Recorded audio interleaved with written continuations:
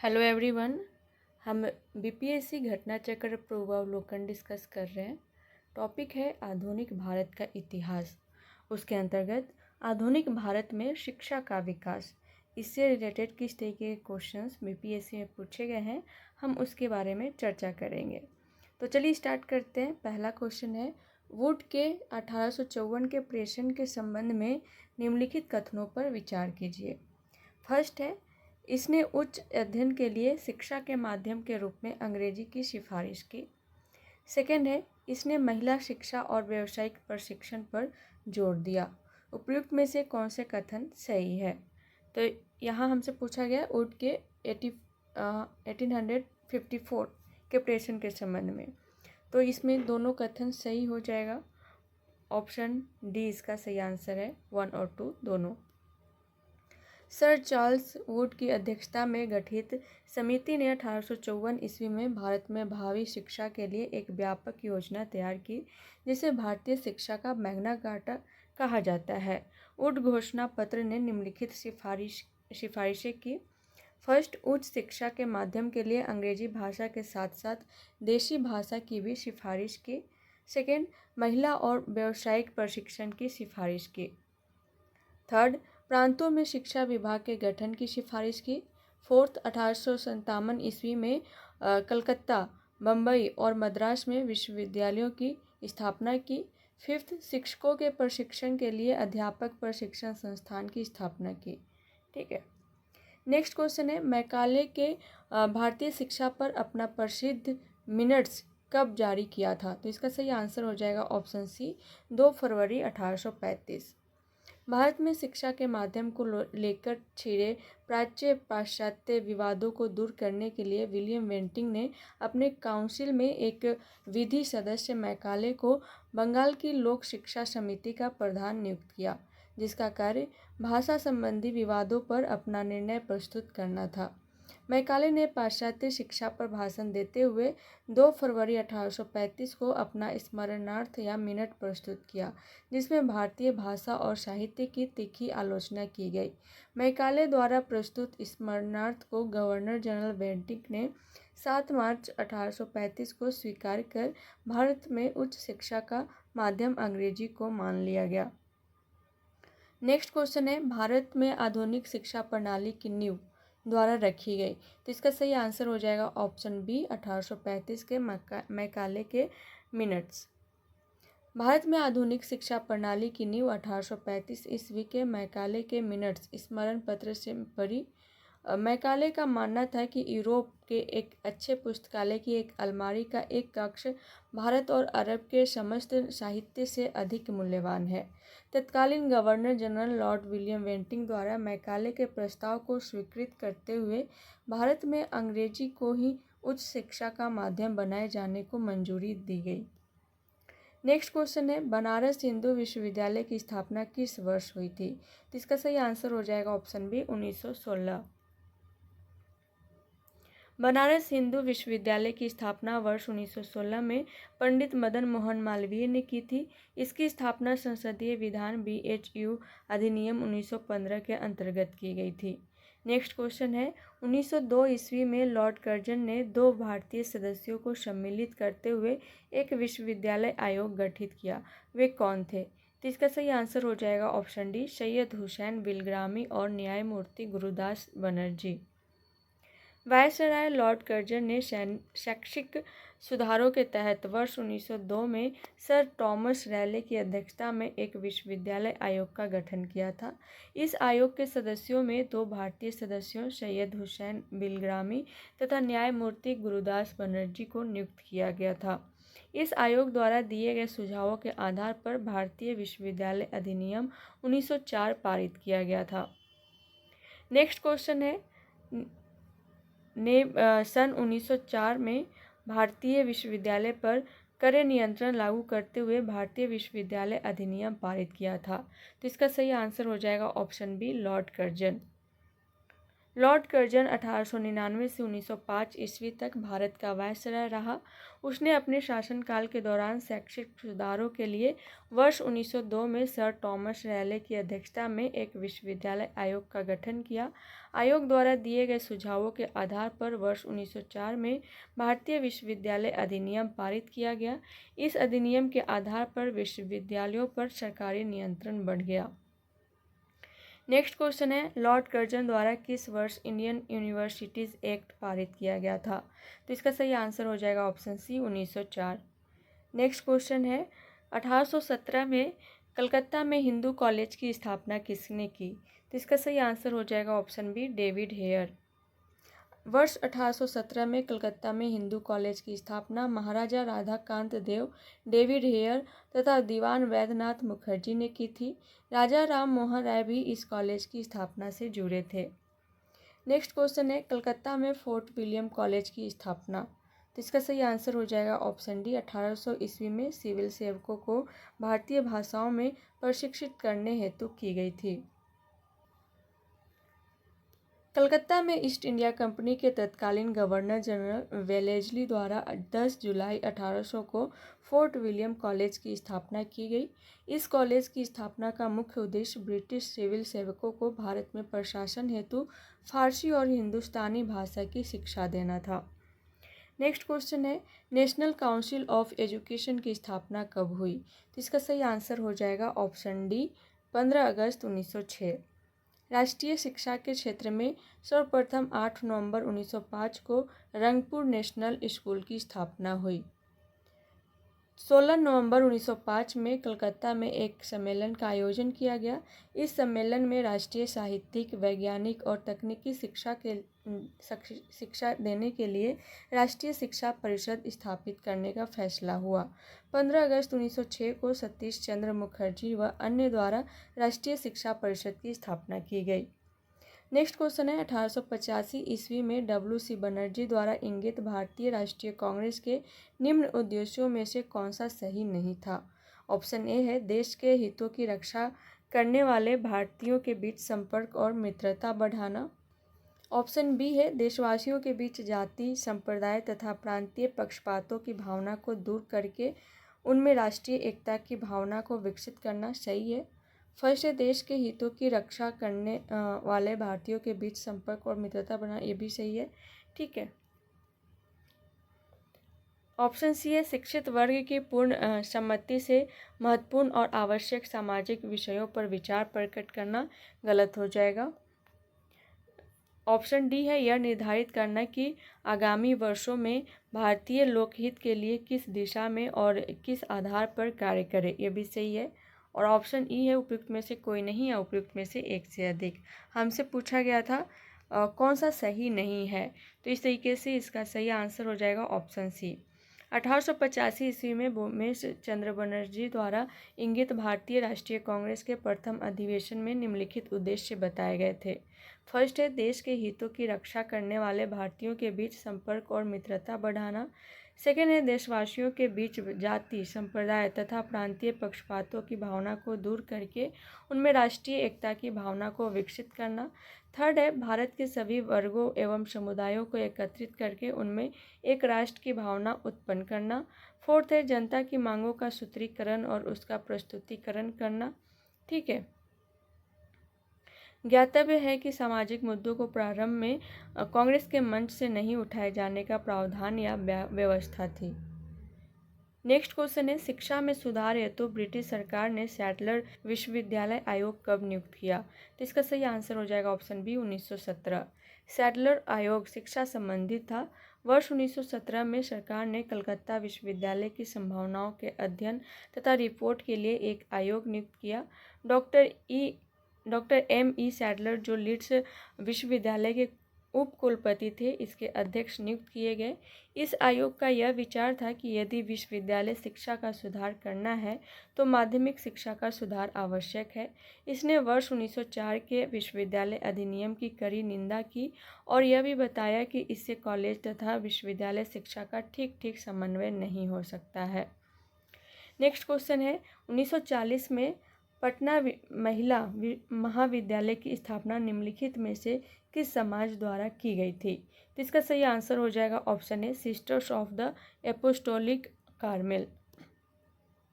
पटना महिला कॉलेज बिहार में महिलाओं की शैक्षिक आवश्यकताओं को पूरा करने के लिए खोला गया उच्च शिक्षण का पहला संस्थान है। Bishop Vijay Sullivan S J Patna के बिशप और mother M Josephine M A C apostolic Carmel के सुपीरियर जनरल ने इसका नाम पटना वीमेंस कॉलेज रखा और इसे बिहार की महिलाओं के लिए एक उपहार के रूप में प्रस्तुत किया। यह कॉलेज 1870 ईस्वी में स्थापित एक शैक्षिक निकाय sisters of the apostolic Carmel द्वारा संचालित किया जाता है। नेक्स्ट क्वेश्चन है, नेशनल कॉलेज और बिहार विद्यापीठ का शिलान्यास किसने किया था? तो इसका सही आंसर हो जाएगा ऑप्शन सी, महात्मा गांधी। नेशनल कॉलेज और बिहार विद्यापीठ का शिलान्यास महात्मा गांधी ने किया था। बिहार विद्यापीठ का उद्घाटन फरवरी 1921 में गांधी जी ने किया था। नेक्स्ट क्वेश्चन है, किसके द्वारा कलकत्ता में एशियाटिक सोसाइटी की स्थापना की गई थी? तो इसका सही आंसर हो जाएगा option B, sir William Jones. Calcutta में एशियाटिक सोसाइटी की स्थापना 1784 ईस्वी में सर विलियम जोन्स द्वारा की गई थी। इस संस्था के तहत अनेक महत्वपूर्ण भारतीय ग्रंथों का अंग्रेजी में अनुवाद हुआ। नेक्स्ट है, आधुनिक भारत में प्रेस का विकास, इससे रिलेटेड क्वेश्चन। फर्स्ट है, 1878 का वर्नाक्यूलर प्रेस एक्ट किसने रद्द कर दिया था? तो इसका सही आंसर हो जाएगा option A, Lord Ripon. Lord Ripon ने 1882 ईस्वी में वर्नाक्यूलर प्रेस एक्ट को रद्द कर दिया और भारतीय भाषाओं के समाचार पत्रों को अंग्रेजी भाषा के समाचार पत्रों के समान ही स्वतंत्रता दे दी। ज्ञातव्य है कि वर्नाक्यूलर प्रेस एक्ट 1878 में लॉर्ड लिटन के कार्यकाल 1876 से 1880 में पारित हुआ था। इस अधिनियम को मुंह बंद करने वाला अधिनियम कहा गया। इस अधिनियम का सबसे घिनौना पक्ष यह था कि इसके अनुसार देशी भाषा तथा अंग्रेजी भाषा के समाचार पत्रों में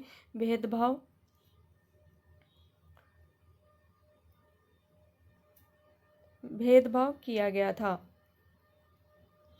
और इसमें अपराधी को अपील करने का अधिकार नहीं था। इस एक्ट द्वारा जिला मजिस्ट्रेट को यह अधिकार था कि वह किसी भी भारतीय भाषा के समाचार पत्र से बॉन्ड पेपर पर हस्ताक्षर करवा ले कि वह कोई भी ऐसी सामग्री नहीं छापेगा जो सरकार विरोधी हो। कानून का विरोध करने वाले मुद्रणालयों की जमानत को मजिस्ट्रेट रद्द कर सकता था। इस अधिनियम के अधीन सोम प्रकाश, भारत मिहिर, ढाका प्रकाश, सहचर तथा अनेक अन्य समाचार पत्रों के विरुद्ध मामले दर्ज किए गए। नेक्स्ट क्वेश्चन है, 1854 का वुड डिस्पैच किससे संबंधित था? ऑप्शन ए है आधुनिक शिक्षा, ऑप्शन बी है भारत में विश्वविद्यालयों की स्थापना, ऑप्शन सी है सामाजिक सुधार, ऑप्शन डी है उपयुक्त में से एक से अधिक, ऑप्शन ई है उपयुक्त में से कोई नहीं। तो इसका सही आंसर हो जाएगा ऑप्शन डी, उपयुक्त में से एक से अधिक। 1854 के वुड डिस्पैच को भारतीय शिक्षा का मैग्ना कार्टा कहा जाता है। इसमें आधुनिक शिक्षा पर बल दिया गया था। लंदन विश्वविद्यालय की तर्ज पर तीनों प्रेसिडेंसी शहरों बम्बई, कलकत्ता और मद्रास में विश्वविद्यालय स्थापित करने का प्रावधान था। प्रत्येक प्रांत में लोक शिक्षा विभाग की स्थापना आदि का प्रावधान था। नेक्स्ट क्वेश्चन है, वर्नाक्यूलर प्रेस एक्ट के बारे में निम्नलिखित में से कौन सा कथन सही है? फर्स्ट है, इसे लॉर्ड लिटन द्वारा अधिनियमित किया गया था, बिल्कुल सही है। सेकेंड है, इसे गैंगिंग अधिनियम के रूप में जाना जाने लगा, बिल्कुल सही है। थर्ड है, इस अधिनियम को लॉर्ड रिपन ने निरस्त कर दिया था, बिल्कुल सही है। नीचे दिए गए कूट का प्रयोग कर सही उत्तर चुनिए। तो इसका सही आंसर हो जाएगा ऑप्शन ए 1, 2 और 3। लॉर्ड लिटन ने वर्ष 1878 का वर्नाक्यूलर प्रेस अधिनियम लागू किया, जिसने सरकार को तथाकथित सरकार विरोधी सामग्री प्रकाशित करने वाले समाचार पत्रों को जब्त करने की शक्ति दी। ध्यातव्य है कि अंग्रेजों को इस अधिनियम से छूट दी गई थी और अधिनियम के प्रावधानों के अनुसार उन्हें विनियमित नहीं किया गया था। वर्नाक्यूलर प्रेस अधिनियम के अनुसार किसी भी मजिस्ट्रेट या पुलिस आयुक्त के पास यह अधिकार था कि वह समाचार पत्र के किसी भी प्रिंटर या प्रकाशक को एक निश्चित प्रकार की सामग्री न छापने का आदेश दे सकता था और आपत्तिजनक समझी जाने वाले किसी भी मुद्रित सामग्री को जब्त कर सकता था। इस अधिनियम को गैंगिंग एक्ट का उपनाम दिया गया। इस अधिनियम की सबसे निकृष्टतम विशेषताएं थी। फर्स्ट, अंग्रेजी और स्थानीय प्रेस के बीच भेदभाव। सेकेंड, अपील का कोई अधिकार नहीं। बीपीए के तहत सोमप्रकाश, भारत मिहिर, ढाका प्रकाश और अन्य समाचार पत्रों के खिलाफ कार्यवाही शुरू की गई थी। विदित हो कि इस कानून को 1881 ईस्वी में वायसराय के रूप में लिटन के उत्तराधिकारी लॉर्ड रिपन शासित 1880 से 1884 द्वारा निरस्त कर दिया गया था। नेक्स्ट क्वेश्चन है, वर्नाक्यूलर प्रेस एक्ट ने भारतीय भाषाई समाचार पत्रों की स्वतंत्रता पर गंभीर प्रतिबंध लगा दिए। यह किस वर्ष पारित किया गया था? तो इसका सही आंसर हो जाएगा option A 1878। Vernacular press act 1878 में लॉर्ड लिटन द्वारा पारित किया गया था। इस कानून के अनुसार एक स्थानीय भाषा के समाचार पत्र के संपादक को प्रकाशन से पहले पुलिस द्वारा समाचार पत्र की समीक्षा करवानी होती थी। नेक्स्ट क्वेश्चन है, अमृत बाजार पत्रिका की स्थापना किसने की? तो इसका सही आंसर हो जाएगा ऑप्शन डी शिशिर कुमार घोष। अमृत बाजार पत्रिका की स्थापना मोतीलाल घोष तथा शिशिर कुमार घोष ने 1868 ईस्वी में कलकत्ता में की। प्रारंभ में यह बंगाली भाषा में प्रकाशित होती थी। 1878 ईस्वी में देशी भाषा प्रेस अधिनियम से बचने के लिए रातों रात अंग्रेजी भाषा में रूपांतरित हो गई। गिरीश चंद्र घोष ने बंगाली का प्रकाशन 1865 ईस्वी में शुरू किया, जिसे 1879 ईस्वी में S.N. बनर्जी ने ले लिया। हिंदू पैट्रियाट की स्थापना भी गिरीश चंद्र घोष ने की। बाद में हरीश चंद्र मुखर्जी इसके संपादक बने। नेक्स्ट क्वेश्चन है, निम्न अखबारों में से कौन सा मुख्यतः उदारवादियों की नीतियों का प्रचारक था? तो इसका सही आंसर हो जाएगा option B leader. Free press journal एक न्यूज एजेंसी थी। यंग इंडिया एक साप्ताहिक पत्रिका थी जिसे महात्मा गांधी प्रकाशित करते थे। लीडर समाचार पत्र के संपादक पंडित मदन मोहन मालवीय थे। वह उदारवादी दल के नेता थे। इसके माध्यम से उदारवादी अपनी नीतियों का प्रचार करते थे। नेक्स्ट क्वेश्चन है, निम्न में से कौन सा एक राष्ट्रवादी समाचार पत्र नहीं था? तो इसका सही आंसर हो जाएगा option D the times of India. The times of India British सरकार का समर्थक था, न कि राष्ट्रवादी। द हिंदू, बंगाली और मराठा प्रमुख राष्ट्रवादी समाचार पत्र थे। नेक्स्ट क्वेश्चन है, एशियाटिक सोसाइटी ऑफ बंगाल की स्थापना किसके द्वारा की गई थी? तो इसका सही आंसर हो जाएगा option C sir William Jones. पूरे एशिया महाद्वीप में एशियाटिक सोसाइटी ज्ञान और अनुसंधान का सबसे पुराना केंद्र है, जिसकी स्थापना इसके संस्थापक अध्यक्ष सर विलियम जोन्स की पहल पर 1784 ईस्वी में हुई। सोसाइटी का नाम पिछली 2 शताब्दियों के दौरान कई बदलावों से गुजरा, जैसे कि एशियाटिक सोसाइटी ऑफ बंगाल वर्ष 1832 से 1935, the Royal Asiatic Society of Bengal वर्ष 1936 से 1951 और जुलाई 1952 से इसे एशियाटिक सोसाइटी के नाम से जाना जाने लगा।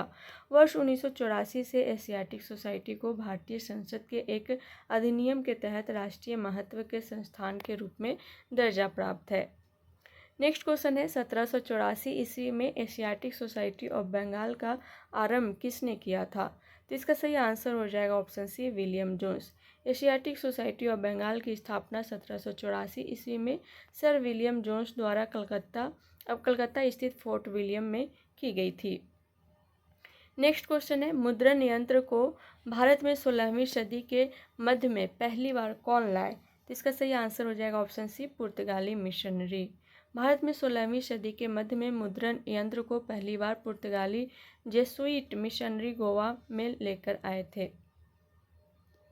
नेक्स्ट क्वेश्चन है, राष्ट्रवादियों के दैनिक समाचार पत्र द इंडियन नेशन का प्रकाशन कब प्रारंभ हुआ? तो इसका सही आंसर हो जाएगा option B 1931। The Indian Nation एक स्वतंत्र राष्ट्रवादी दैनिक समाचार पत्र था जो न्यूज़पेपर एंड कंपनी द्वारा बिहार की राजधानी पटना से प्रकाशित किया जाता था। इस दैनिक समाचार पत्र का प्रकाशन वर्ष 1931 से प्रारंभ हुआ था।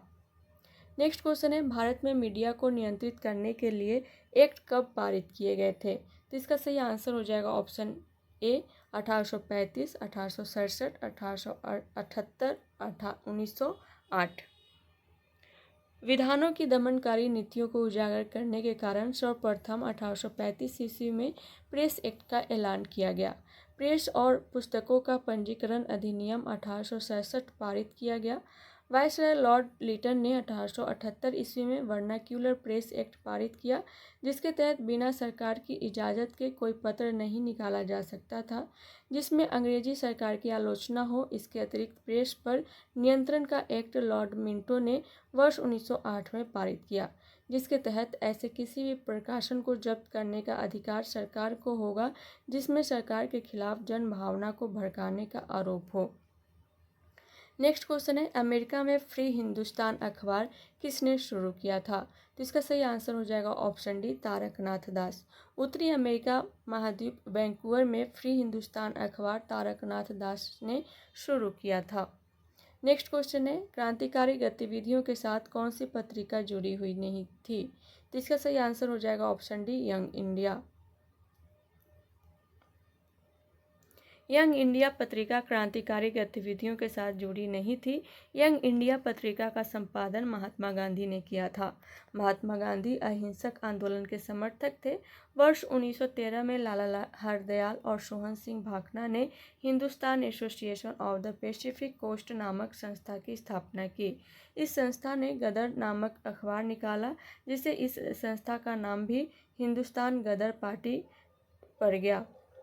युगांतर तथा संध्या पत्रिकाएं भी क्रांतिकारी गतिविधियों से संबंधित थी।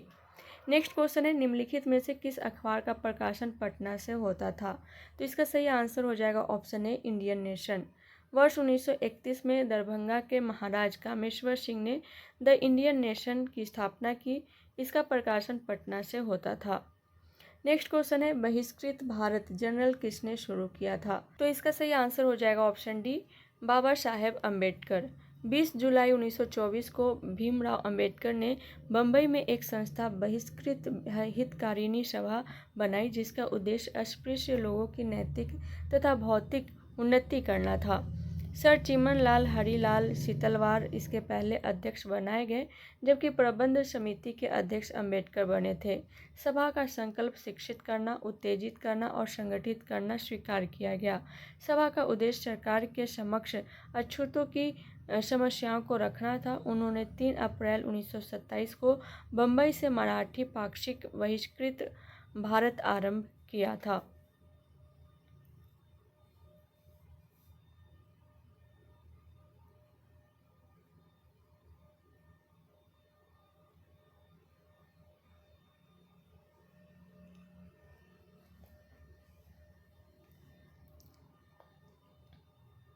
बीस जुलाई 1924 को भीमराव अंबेडकर ने बम्बई में एक संस्था बहिष्कृत हितकारिणी सभा बनाई, जिसका उद्देश्य अस्पृश्य लोगों की नैतिक तथा भौतिक उन्नति करना था।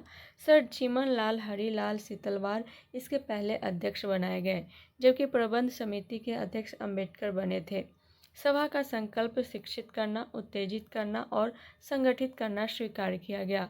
सभा का उद्देश्य सरकार के समक्ष अछूतों की समस्याओं को रखना था। उन्होंने 3 अप्रैल 1927 को बम्बई से मराठी पाक्षिक बहिष्कृत भारत आरंभ किया था। नेक्स्ट क्वेश्चन है, अबुल कलाम आज़ाद के द्वारा किस पत्रिका को संपादित किया गया था? तो इसका सही आंसर हो जाएगा ऑप्शन सी, अल हिलाल। अबुल कलाम आज़ाद ने वर्ष 1912 में उर्दू साप्ताहिक अल हिलाल का प्रकाशन प्रारंभ किया था। वर्ष 1914 में अल हिलाल पर प्रतिबंध लगा दिया गया था। नेक्स्ट क्वेश्चन है, किस अखबार ने भारतीय राष्ट्रीय कांग्रेस की संभावित भविष्य की भूमिका के बारे में निम्नलिखित लिखा? हमारे देश की भावी संसद का केंद्र है और यह हमारे देशवासियों के लिए अकल्पनीय परिमाण की भलाई की ओर ले जाएगा। तो इसका सही आंसर हो जाएगा option A, the Indian mirror. भारतीय राष्ट्रीय कांग्रेस के संभावित भविष्य की भूमिका के बारे में उपर्युक्त लेख द इंडियन मिरर अखबार ने अपने जनवरी 1886 के अंक में लिखा था। नेक्स्ट क्वेश्चन है, नीचे दिए गए विकल्पों में से राष्ट्रवादी समाचार पत्रों द हिंदू, केसरी, बंगाली, हिंदुस्तानी, सुधारक के संपादकों के नामों का सही संयोजन ज्ञात कीजिए। तो इसका सही आंसर हो जाएगा ऑप्शन डी। देखिए, द हिंदू पत्र का संपादक जी सुब्रमण्यम अय्यर, केसरी बाल गंगाधर तिलक, बंगाली सुरेंद्र नाथ बनर्जी, हिंदुस्तानी गंगा प्रसाद वर्मा एंड सुधारक गोपाल कृष्ण गोखले। नेक्स्ट क्वेश्चन है, निम्नलिखित को सुमेलित करके सही उत्तर का चयन कीजिए। एक तरफ समाचार पत्र है, दूसरी तरफ संपादक दिया हुआ है। यहाँ देखिए, free Hindustan Taraknath Das, Indian opinion Mahatma Gandhi, voice of India दादा भाई नौरोजी एंड बंगाली सुरेंद्रनाथ बनर्जी। तो कौन सा आंसर सही हो जाएगा? ए का 4, ए का डी, बी का ए, बी ऑप्शन सही हो जाएगा। Free Hindustan Taraknath Das, Indian opinion Mahatma Gandhi, voice of India दादा भाई नौरोजी, बंगाली सुरेंद्रनाथ बनर्जी। तो आज के लिए इतना ही, मिलते हैं नेक्स्ट क्लास में नेक्स्ट टॉपिक के साथ। तब तक के लिए thank you so much and all the best.